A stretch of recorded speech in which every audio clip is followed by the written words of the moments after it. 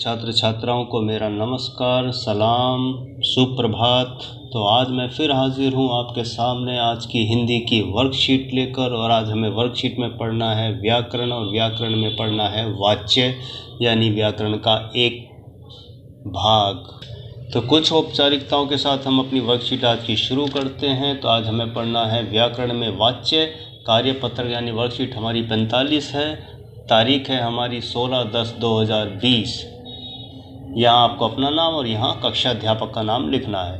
तो बच्चों, पिछले कार्यपत्रक में हमने वाच्य सीखने की शुरुआत की थी और वाच्य के साथ साथ वाच्य के 3 भेदों कर्तृवाच्य, कर्मवाच्य, भाववाच्य में से कर्तृवाच्य को भी जाना। आज हम कर्म और भाववाच्य को समझेंगे। तो पिछली वर्कशीट में हमने वाच्य में कर्तृवाच्य को पढ़ा था, जिसमें कर्ता प्रधान होता है, यानी कि कर्ता की प्रधानता होती है। तो हम फिर से रिपीट कर लेते हैं एक बार कि क्रिया के जिस रूप में कर्ता प्रधान हो उसे कर्तृवाच्य कहते हैं। जैसे रमेश पुस्तक पढ़ता है, तो यहाँ सीधा असर जो है रमेश पर पड़ रहा है, यानी क्रिया का सीधा असर रमेश पर है, क्योंकि रमेश पुस्तक पढ़ रहा है, पढ़ता है। तो इसीलिए यहाँ रमेश जो है कर्ता है और वाक्य कर्ता प्रधान है, इसलिए कर्तृवाच्य है। और आज हमें जो पढ़ना है वो है हमारा कर्मवाच्य। तो कर्मवाच्य हम देखते हैं, उनकी परिभाषा क्या है। कर्मवाच्य जिस वाक्य में कर्म की प्रधानता का बोध हो, यानी क्रिया के जिस रूप से कर्म प्रधान हो, उसे कर्मवाच्य कहते हैं। कर्मवाच्य में क्रिया केवल सकर्मक होती है। इसमें कुछ वाक्य में से और के द्वारा विभक्ति का प्रयोग भी होता है। अक्सर से के द्वारा सेब खाया गया, अक्सर के द्वारा सेब खाया गया। तो यानी कि इसमें क्रिया होने का कारण है, इसलिए यहाँ कर्म प्रधान है, यानी कि कर्मवाच्य है।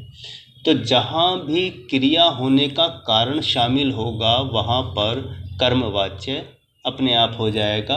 तो इसमें आप आसानी से समझ भी सकते हैं जो इसकी पहचान है, जैसे कि दे रखा है के, से या के द्वारा या उसके द्वारा, ये पहचान है कर्मवाच्य की। तो आसानी से आप समझ सकते हैं। तो कई बार जैसे रमेश केला खाता है, इसको अगर हम कर्मवाच्य में बदलेंगे तो रमेश के द्वारा केला खाया जाता है। तो यहाँ द्वारा लगने से वो कर्मवाच्य हो गया, रमेश के द्वारा केला खाया जाता है। तो यहाँ कर्मवाच्य हुआ, कर्म की प्रधानता हो गई। तो क्रिया का फल सीधा कर्ता पर नहीं पड़ रहा है, कर्म पे पड़ रहा है, इसलिए कर्म यहाँ प्रधान है। तो यहाँ एक बात और ध्यान देने के लायक है कि यहाँ पर क्रिया जो बदलती है वो कर्म के अनुसार बदलती है, ना कि कर्ता के अनुसार। तो क्रिया जो बदली है वो कर्म के अनुसार यहाँ बदलती हुई दिखाई देती है हमें, कि अक्षत के द्वारा खाया गया, क्या खाया गया, सेब खाया गया। तो कर्म का फल या क्रिया का फल किस पर पड़ता है, कर्म पर।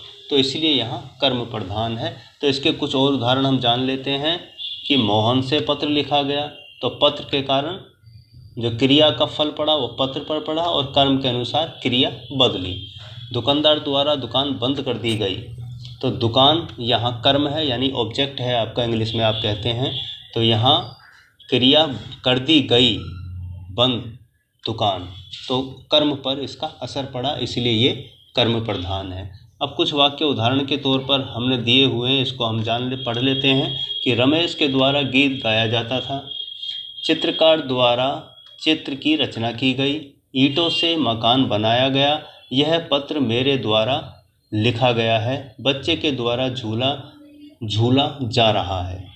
तो इसी तरह निबंध, मेरे द्वारा निबंध लिखा गया, सपना, मेरे द्वारा सपने देखे गए, पढ़ा, उसके द्वारा पढ़ा जाता है या उससे पढ़ा जाता है। बहुत ही सरल है, आसान है, आप आसानी से इसको बना सकते हैं।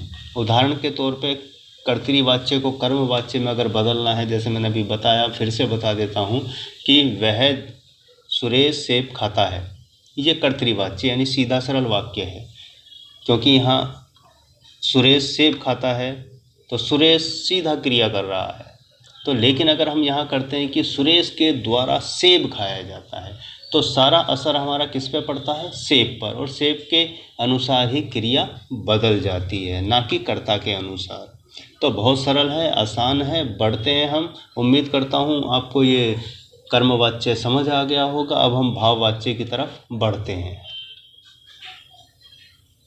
तो भाववाच्य हमारा स्क्रीन पर है, इसको भी हम जान लेते हैं, समझ लेते हैं। बहुत सरल और आसान है। परिभाषा पढ़ते हैं पहले कि जिस वाक्य में भाव की प्रधानता का बोध हो, यानी क्रिया के जिस रूप से भाव प्रधान हो, उसे भाववाच्य कहते हैं।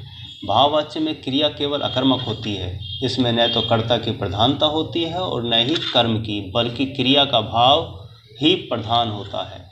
जैसे अक्षत से हंसा नहीं जाता। अब इसमें ध्यान देने वाली बात यह है कि हमने जो अभी इससे पहले कर्मवाच्य को समझा, उसमें सकर्मक क्रिया होती है, यानी कि क्रिया होने का कारण होता है। लेकिन यहाँ भाववाच्य में कारण नहीं होता, इस कारण से यहाँ अकर्मक क्रिया है। अक्षत से हंसा नहीं जाता। अगर इसमें होता कि अक्षत सीता को देखकर हंस नहीं पाता, या अक्षत से सीता को देखकर हंसा नहीं जाता, तो यहाँ कारण मौजूद हो जाता है, तो वहाँ कर्म हो जाता या कुछ और हो जाता, यानी सकर्मक क्रिया उसमें हो जाती। लेकिन यहाँ कारण मौजूद नहीं है, इसलिए यहाँ अकर्मक क्रिया है। इसी कारण से ये भाव प्रधान है। तो भाववाच्य के कुछ और उदाहरण, नानी जी से चला नहीं जाता, हिरण से दौड़ा जा रहा है। तो दौड़ क्रिया है और इसका भाव दौड़ा है। चलना क्रिया है, लेकिन चला नहीं जाता, चला मतलब ये भाव प्रधान है, यानी फीलिंग है। तो जहाँ असमर्थता का भाव है, जहाँ क्रिया का कारण नहीं है, तो वहाँ अकर्मक है और भाववाच्य है। इसके कुछ उदाहरण यहाँ दे रखा है कि हमें वाक्य बनाने हैं इनसे। तो यहाँ आप देख सकते हैं स्क्रीन पर, राम से सोया नहीं जाता, राम से खाना बनाया नहीं जाता, अनिल से दौड़ा नहीं जाता, उससे खाया नहीं जाता, सचिन से खेला नहीं जाता, मुझसे पढ़ा नहीं जाता, रमन से पेन मांगा जा रहा है, उसे रुलाया जा रहा है, राम से बहाना बनाया नहीं जाता। तो यहाँ आपने देखा कि भाव की प्रधानता ज़्यादा है। रुलाना क्रिया है, लेकिन उसका भाववाचक शब्द क्या है? रुलाया।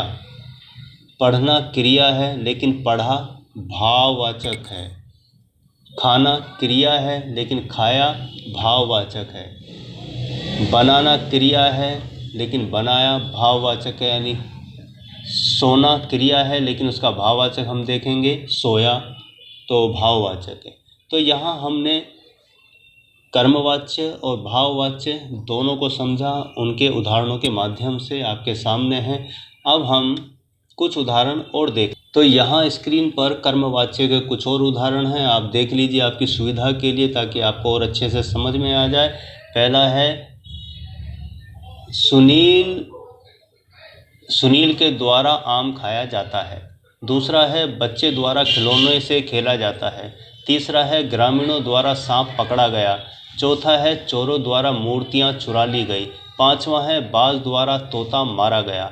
छठा है, डाकिए द्वारा पत्र बांटे गए। यहाँ सैनिकों द्वारा आतंकी मारे गए। प्रभु द्वारा आप पर कृपा की जाएगी। नेताजी द्वारा बेवकूफ़ बनाया जाएगा।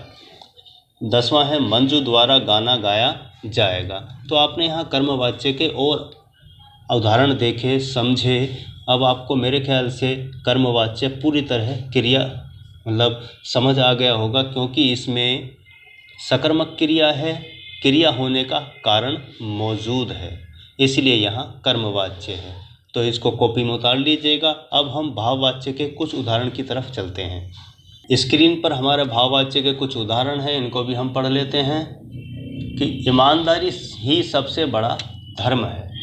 तो ईमानदार होना क्रिया है, लेकिन ईमानदारी भाववाच्य है।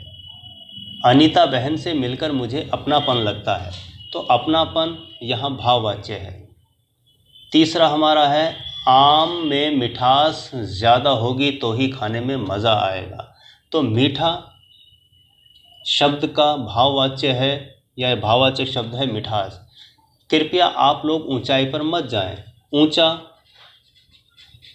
का भाववाच्य ऊंचाई है। दिल्ली से बनारस की दूरी कितनी है? दूर होना क्रिया है, लेकिन यहाँ पर दूरी भाव है। छठा है, तुम्हारी समझ कमज़ोर है। समझना से कमज़ोर शब्द बना है, समझना से समझ भाववाच्य शब्द है, इसलिए यहाँ भाववाच्य है, यानी भाव प्रधान है, समझ पर जोर दिया गया है।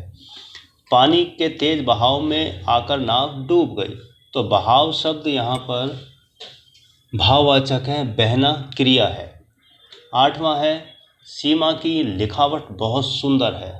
तो लिखावट की जो क्रिया है वो लिखना है, लेकिन उसका भाववाच्य जब बनाएंगे तो लिखावट होगा। तो लिखावट पर जोर है यहाँ पर, यानी वजन दिया गया है, प्रेशर है, इसीलिए यहाँ भाववाच्य है। बच्चों की मुस्कान में ही हमारी खुशी है।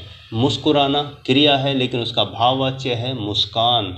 तो यहाँ मुस्कान पर जोर दिया गया है, इसलिए ये भाव प्रधान वाक्य है। हर समय अपनी मूर्खता मत दिखाओ।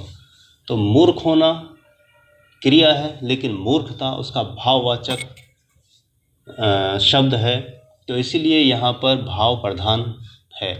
तो यहाँ हमने भाववाच्य के तमाम उदाहरण देख लिए, बहुत सारे वर्कशीट में भी समझे, देखे और यहाँ पे भी समझ लिया। तो इन दोनों में क्या अंतर है? कर्मवाच्य में सकर्मक क्रिया होती है और भाववाच्य में अकर्मक क्रिया होती है।